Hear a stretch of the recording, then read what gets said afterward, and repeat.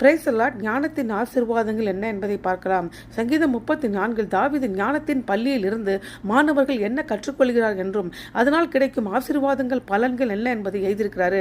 முதலாவது, ஞானத்தின் பள்ளியில் கற்றுக்கொள்கிற பாடம் கர்த்தருக்கு பயப்படுதல். அது தேவனுடைய வழியில் கீழ்ப்படுவதில் தன்னை வெளிப்படுத்துகிறது. இரண்டாவது பாடம் தேவனுடைய சித்தத்தை செய்வது.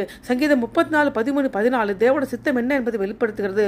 உன் நாவை பொல்லாப்புக்கும் உன் உதடுகளை கபட மந்திரத்துக்கு விலக்கி காத்துக்கொள். தீமை விட்டு விலகு, நன்மை செய், சமாதானத்தை தேடி அதை தொடர்ந்து கொள். அப்படியாக இந்த ஞானத்தை கற்றுக்கொள்ளும் போது அதனால் கிடைக்கும் ஆசீர்வாதங்கள் பலன்கள் என்னவென்றால், முதலாவது, கர்த்தருடைய செவிகள் நீதிமான்கள் கூப்பிடுதலை கேட்கிறது. சங்கீதம் 34, 15 அவருடைய முகங்கள் உடைந்த மற்றும் நொறுங்கிய இருதயத்தின் அருகே உள்ளது. சங்கீதம் 34, 18 மூன்றாவது, அவர்கள் பல துன்பங்களை அனுபவிக்க போதும் அவர்கள் பயப்பட தேவையில்லை. ஏனென்றால் கர்த்தர் அவர்கள் எல்லாவற்றிலிருந்து விடுவிக்கிறார். இறுதியாக அவர்கள் எலும்புகளை பாதுகாக்கிறார். அவர் மேல் அக்கறை உள்ளவர்களாக அடையாளப்படுத்திக் கொள்கிறார். ஆமென்.